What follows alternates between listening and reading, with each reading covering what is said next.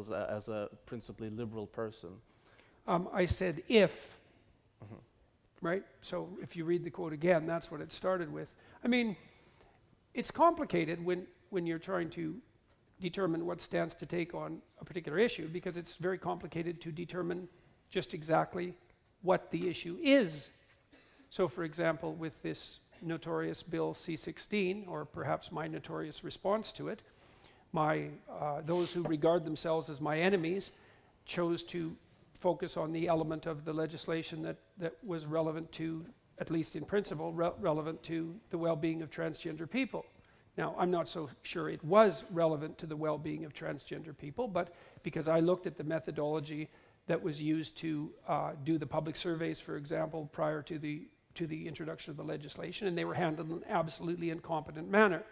And I think, but the issue was with Bill C16, well, was it about the rights of transgender people, or was it about the desire of a certain ideological group to write a social constructionist view of gender into Canadian law, or was it about compelled speech? It's like, it's not obvious. You have to be a careful diagnostician to make such judgments. I believe that it was fundamentally an issue of compelled speech and the desire to write a social constructionist view of gender into Canadian law.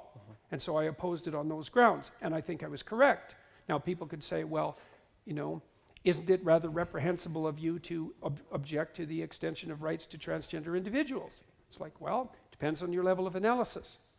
So these are complicated things. It's maybe good that you brought up Bill C16, because there's also been two recent hot topics. I don't know if you know, but in the Netherlands 3 weeks ago, the first official non-gender passport was given to a Dutch citizen. At the same time, in the US, of course, the new Trump bill, which considers to narrowly define gender as something that's immutable and that's totally based on genitalia at birth, is now a potential law.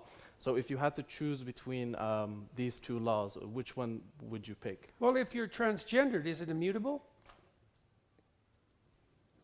I don't know. Right. Neither does anyone else. And so there's tremendous incoherencies in the theory.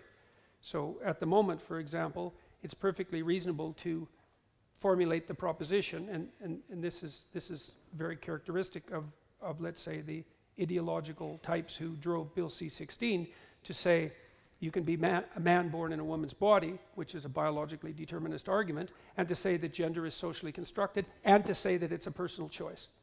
It's like, sorry, all three of those things cannot simultaneously be true.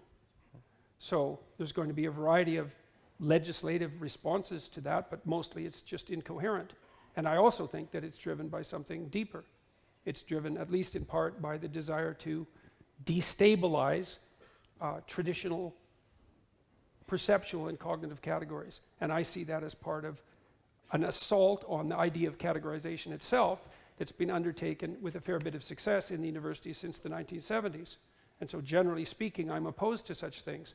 I don't believe that introducing confusion about gender identity into the lives of young people at an early age is going to have a net positive consequence. We'll see, but I doubt it. But wouldn't you be also against the Trump bill? Because, like, as you said, it is also a way in which the law compels a certain identity upon you, which is the reason you opposed Bill 16. So how would you go about, what is your position on this? Well, I opposed Bill C16 because it compelled my speech in a particular manner. Yeah. It wasn't that it compelled an identity upon me.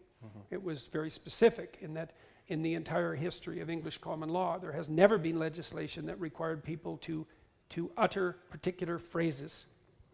Now, there were limitations on what you could say. That's a whole different thing. And, you know, I'm no fan in general of limitations on what you can say, but there are certain legal limitations that are reasonable. You can't incite to crime, for example, and that seems appropriate. But it was a matter of compelled expression. And it's also the case that in 1942, the Americans decided at the Supreme Court level that such requirements were unconstitutional.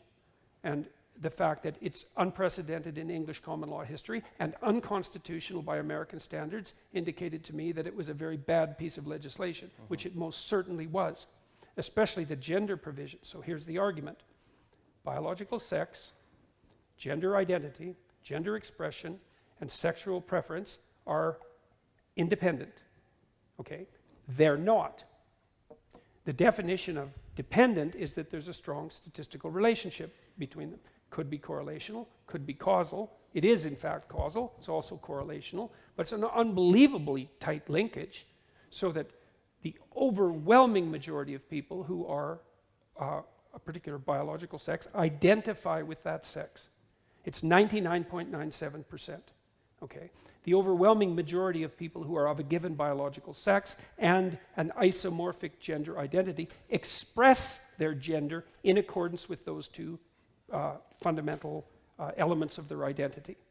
And that would be more, perhaps something in the range of 95%, assuming that 1 in 20 is playing with fashion and self-presentation in a gender-bending manner, which is not uncommon. That's been going on for a very long time.